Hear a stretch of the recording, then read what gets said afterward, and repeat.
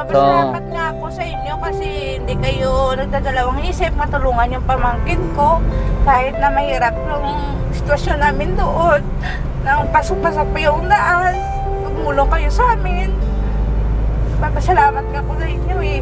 Kasi hindi nyo to obligasyon na tumulong eh.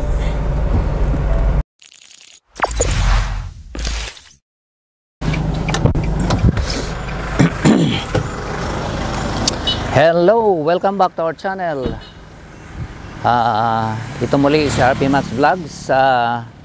Mega love shoutout po sa ating lahat guys, mga kaibigan, mga kapatid, mga kalingap. Nandito po tayo sa Barangay Binubuhan, Bago City. Dahil susunduin po natin yung ating isang beneficiary na na-vlog po natin kahapon. Shoutout po muna sa ating ama ng Kalingap, Val Santos Matubang, Kalingap Rob and Atid na Vlogs. Mga kasamahan ko din pong Kalingap partners and reactors and charity vloggers. Shoutout po sa inyong lahat guys. Ngayon, susunduin natin si Jenny guys dahil na-schedule na po natin siya sa Sanitarium Hospital. May schedule na po tayo kay Dr. Aguirre at ipapacheck up po natin siya. So, yun po ang kagandahan dahil mabilis po natin siyang madala sa hospital kasi hindi naman po malala yung kanyang kondisyon. Okay. Yung kay Gilbert naman, titingnan natin guys kung paano natin siya dalhin sa doktor. Pero itong si Jenny, madali po siyang dalhin kasi hindi pa malala yung kanyang kondisyon. So yun no, so, maraming salamat po no. Sana ma-like nyo guys at ma-share nyo po itong video na to para marami pa tayong matulungan. Marami po no dito sa area nila, dito sa magkatabing barangay, marami po ang may problema po sa pag-iisip. So sana gagawin po natin ang lahat na matulungan natin guys at sa tulong din po ng mga gusto din po mag-share ng kanilang blessings. Nangunguna po dyan no, itong kumari natin si Ate Christy na handa po talaga magsuporta sa ating mission dito nga no, kasi sabi ko nga po habang nasa bakasyon gagawin ko ang lahat na makapag-charity. And then si Ma'am Ruth Bates, ayan, suportahan din po natin guys. Nag-video po, nagba-vlog din po yan. At si Rosdar Mix TV, yan, nakasuporta din po sa ating mission dito nga po sa lugar nila. So maraming salamat sa mga nagsuporta sa atin, Ate Feliciang Vlog, Malin Pomar, at iba pa na mga nag-sponsor no, sa ating ginagawang pagtulong dito sa lugar nila. So maraming salamat. Ngayon dadalhin natin guys, susunduin natin si Jenny. Mga 1 oras po ito na biyahe mula po sa lugar nila papunta pong Bacolod City. Ayun. So maraming salamat at sana masamahan nyo kami guys.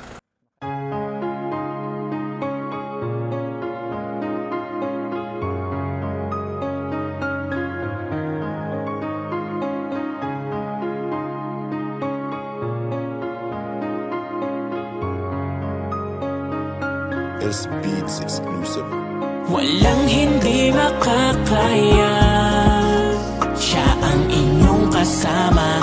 Kahit ano mang hirap, kasama ang dasal at buong may kapal. Laging nandito kapag kailangan, basta RP Max Vlogs. Kahit nasaan ka man, kahit na napakalayo, may isang taong tutulong para sa'yo at para ikay magbago. Di magdadalawang isip, ikay abutan kahit na malayo. Gagawa ng paraan dahil ramdam niya ang hirap ng bawat Pilipino. Laki din sa hirap kaya hindi na bago. At palagi mong matatawagan sa oras na pangangailangan. Hanggat makakaya, di niya kayo hahayaan at di kayo pababayaan. RP Max Vlogs, may mabuting puso at mabuting tao. Kahit malayo, siya ay nandito handang tumulong sa kapwa Pilipino. Walang hindi makakaya. Ayun, so nandyan si ano guys, nandyan si Jenny at hindi ko ano kung sinong kasama. Hi, morning po. Nangando kayo, matatanaw ko ba hindi amo talaga yan. So si Jenny, sino sasama? Ikaw yung tita. Sige. Musta ka na, Jenny? Okay lang. Handa ka na? Sige. Nakapag-breakfast kayo? Oo. Sige. Sige. Sige. Sige. Sige, ma'am. Thank you po. Sige. Sige. Bye-bye! Alam mo na. Hindi kaya masuka ito? Hindi, hindi. Oo. Oo. Thank you, sir. Okay. Okay. Sige. Sige. Alas 12 yung schedule ng doktor. So nakakuha ako ng number 1. Oo, so ano. Sana kisa alaw na ang dating ni doktor. Sige lang Oo, sige. Oo, sige. Sige, sipunay.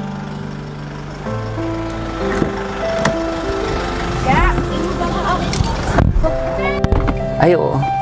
Wala na, no? Okay.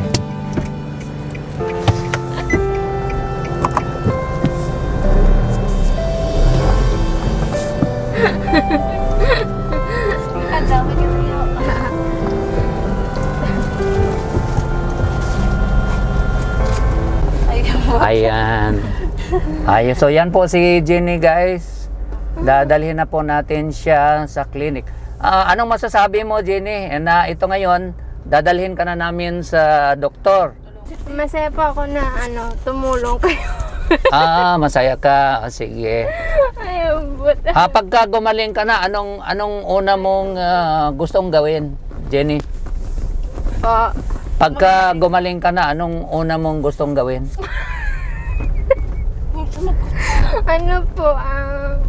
Hindi naman okay naman po ako. Pag nag-okay ka na, anong gusto mong gawin? Gusto mo bang kunin yung anak mo?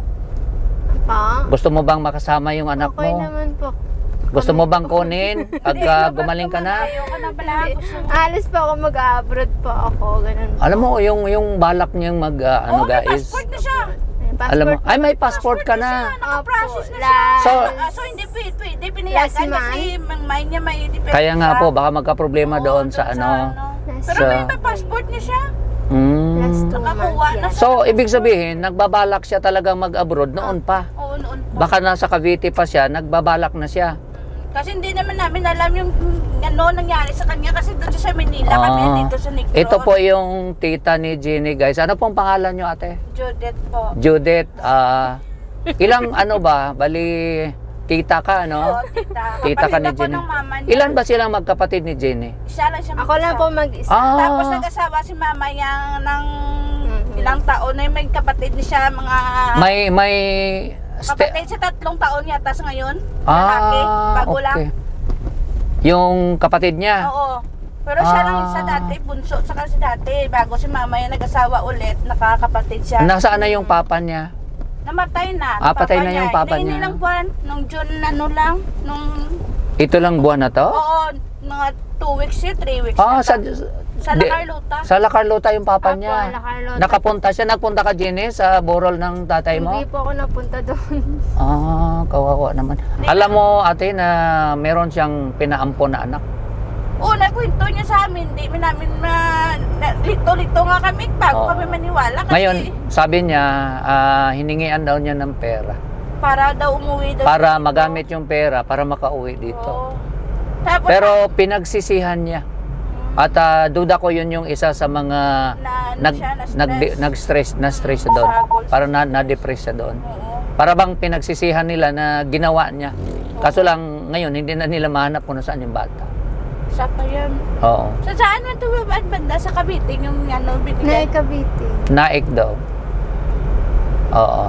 Kaya nga, ko sa kanya, sana siya. Kaso lang pag ganun kasi lalo kung may pera na kapalit parang Binibenta mo. mahirap mong bawiin. Ang na lang doon, pag sinabi nung nakasagip sa kanya o nakaampon sa kanya, Pakilala siya. pagdating ng araw, sasabihin nila yung totoo doon sa bata. Paano kung dun siya, pero dito naman siya sa Negros, di naman siya Pero hanapin siya. ng bata. Hanapin siya ng bata. Pag sinabi nila talaga na na yung totoong kwento ng buhay Sana. ng bata. Sana, parang So hahanapin sila. Oo. Marami naman mga kwento na gano'n, di ba? Oo. Mm. Natampok sa Jessica Soho. Jessica Soho. Meron pa nga, parang aksidente lang, nagkita sila sa isang lugar, yung magkambal. Na Naawa kami sa kanya kasi hindi naman siya namin paano kami hirap man kami, hindi siya namin mapagamot, wala naman kami pera. Tapos kami nagkayod na kami sa yun nga napapansin ko no dito sa lugar natin. Pagka ang isang tao may problema sa ganyan, ang hirap din talaga dahil sa mahal ng gamot, no? Oo. Pa-check up na lang, magkano ang pa-check up? Ewan ko lang sa government kung ang problema naman sa government, yung tagal bago mo mapa-check up. Oo. 2 buwan siguro, schedule ka. Sa private, na 450 maigit sa isang check up lang yan, pero magbabalik ka pa ulit. Dito sa 1,200. Dito sa Bamsi. Kasi mahal ito na ospital. Private. 'Di ba yung Bamsi? Private. Private. Pero sige lang sa tulong ng mga nakasuporta sa atin at sarili din nating kita. Oo, Sa makakaya, ikaw nga. Nagpapasalamat nga ako sa inyo kasi hindi kayo nagdadalawang isip matulungan yung pamangkin ko kahit na mahirap yung sitwasyon namin doon. Nang pasok-pasok pa yung daan, tumulong kayo sa amin. Papasalamat nga ako sa inyo kasi hindi nyo to obligasyon na tumulong Oo. Nakakano talaga. Nakakayak, guys. Totoo yan. Kami naman sa makakaya namin, sabi ko nga, kasi mga katulad nila, sabi ko, sa kanya kasi may anak din ako. Tapos yung anak niya hindi na kahit ako mahirap, nag-asawa ako, bata pa, hindi naranasan ng mga anak ko. Sa kanya parang hindi so, dapat naranasan ng mga naintindihan anak din ng tao kung bakit kayo, mga tita niya, hindi nyo rin siya talaga matulungan ng lubos kasi kayo wala din mismo. Oo, kami kahapon pumunta kayo sa amin, wala ako doon kasi doon ako sa kampo namin. Ako na pakikuha ate yung yung microphone, pakilagay sa'yo. Ako yun ng Nakalak na. ng namin, tubo namin. Ako yung nagkuha ng damo. Kasi wala naman kami pambayad sa tao nga para magkuha. Kapat kami lang. Kami nagtatrabaho ka rin sa Oo. ate, sa kampo? Oo. Sa asawa ko rin ng kampo sa kanilang magulang. Kaso lang, kami, sa 1 taon or 2 taon sa amin. Tapos pagkatapos namin, sa kapatid naman niya. Parang lipat-lipat sa amin. Lipat-lipat lang. Lahat Magkano po ang kinikita nyo sa pagtatrabaho nyo sa kampo? maliit lang makasya lang sa mga namin. Sa isang araw, mga average, magkano po kayo? Magtatrabaho ka, magkuha ka ng damo sa ng... Parang nililinis nyo po yung tubo, no? 250. 250. Per day, magtatrabaho ka. Ilang oras po yun na trabaho? Alas 6 hasta alas 9. Alas 9, balik ka naman alauna hasta alas 5. Okay. Tapos 250, mahirap talaga, no? Mahirap. Tapos, ilan po yung anak nyo? Kaso, mga anak ko, malalaki na. Ilang taon na po yung mga anak? Ang anak ko, ang aking, ng panganay? bunso, 17. Na pala? Tsaka wala dito, nandun sa, May edad biyanan na pala. ko. Nag-aaral yung bunso mo? Oo. Ilan po yung anak mo? 2. 2 lang? Oo. Babae, lalaki o puro lalaki? Babae, lalaki. So, ang panganay ko, lalaki. Panganay mo yung yung pangalawa babae? Pangalawa ko, babae. Nag-aaral? Oo, nag-aaral ng first year na. First year college? Oo, ngayon. Yung panganay mo? Panganay ko, wala na, nag-asawa na. Okay. At least may pamilya niya. Saan siya ngayon? Sa La Carlota? Dire sa sa Maaw din dito sa amin, sa kabila lang doon. Sa kabila lang. Pero yung anak kong babae, nandun sa biyanan ko, sa Laxiliana. So, yung mister mo, dito kasama mo? Oo, nandun kanina. Okay. Mahirap talaga pag wala kang Sabi ko nga, sa mga kababayan natin dito na may problema sa pag-iisip, pag hindi talaga tulungan, hanggang sa mamatay na lang. Oo. Tapos Ganun naawa kami sa kanya kasi hindi niya makuha-kuha yung pamangkin namin nga doon sa bayaw niya kasi paano niya malagaan ganyan yung sitwasyon niya. Oo. May nakwento nga si itong si Ma'am Miriam nga na may time pala na nasagip ito ng pulis. Oo, hanap kami ng hanap sa kanya. Doon sa nawala siya, no? Oo, At tagal. nakita nyo doon sa presinto. Oo. At dala-dala yung anak. Oo, Na tapos nakadiaper lang. oo, walang dami, walang Oo. pang suot na pang ano. Damit. Oo, tapos Kawawa. naawawa ko sa bata kasi natapunan ng mainit na tubig, may Ay. baso dito. Talaga, kawawa naman. So yun nga, no, sabi ko nga, kung wala talagang magtulong sa kanila, wala talaga mangyari. Kawawa. Oo, wala ka, kawawa. Hindi mo rin masisi yung magulang, mga tito, tita, kung Oo, wala din naman. Oo, siyempre may parehas lang kami, mahirap. Oo, survival, Isa tayo, no? Oo. Parang survival po Tapos ang nangyari. si mama niya, ang hanap buhay din ng mama niya, kampo din. Di pa siya Nasa, mapuspusan. balita ko, ang mama nito nasa Cadiz. Oo, nasa Cadiz. Mabuti, wala nang problema sa pag-iisip yung mama nito. Wala. Nag-okay na. Okay na. Pero 9 years yung supper namin bago siya naging okay. Oo, mabuti nag-okay. Oo. So, talagang parang nalinis yung katawan yan. Oo, gin-rehab Oo. siya, gin-detox, tanan-tanan. Sa lahat. Mandaluyong. Oo. Talagang, Kinuha siya namin. Tapos, nung sinundo nyo sa Mandaluyong, okay na siya. hindi niya kami kilala.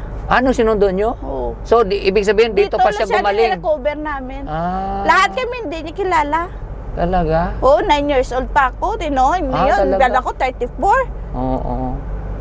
Talaga, maga kaya ta nag-asawa? 15. Yun. Kaya sabi mo, 17 yung bunso. Oo. Tapos yung panganay, may asawa na. 19, oo. 19. Oo. Ay, mabuti nga, dalawa lang yung anak mo. Ay, simple, Oo. hindi ka magano nga, mahirap. Galing na kami kay guys, kay Dr. Aguirre at ito na yung resita ni Jenny. So ito yung resita ni Jenny, tago nyo lang.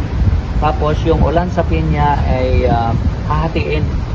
Hahatiin. So for 1 month, pwede yung 15 pieces sa isa kabulan. Ngayon yung isang gamot niya ito, bali 20 lang yung binili ko. Kasi kulang ako sa cash. Wala silang Gcash. So, kung may Gcash sana. Pero sige lang. Gawa natin na pala. So, ito yon. Ito yung walang sapin na 15. Plus, ito yung ano niya. Yung isang gamot niya. 20 na good for 20 days. Ang walang sapin, good for 1 month. Pero, silin ni doktor, pag hindi siya makatulog, isa ka kapita. So, kakapusin tayo doon. So, obserbahan natin. Isip mo lang ako. Anyhow, okay man yung tulog niya. Diba? Yung tulog niya ngayon, okay naman yung tulog ko. So, yung hap, sa tingin ko, okay. Sige, So, salamat. Yun ang at least nabigyan natin ng gamot, guys. Ayun na, mula na. Ano feeling mo today na na-check up ka na? Masaya. Ano pa? Masaya. Ano pa masasabi mo, Jenny? Bastos. Maliban sa masaya, Ano masabi mo? na-check up ka na ni doktor. Masaya po ako kasi tinulungan niyo po ako. Yun po. Ayun. Oo. Sige, interview sila. Ikaw po, ano po masasabi mo?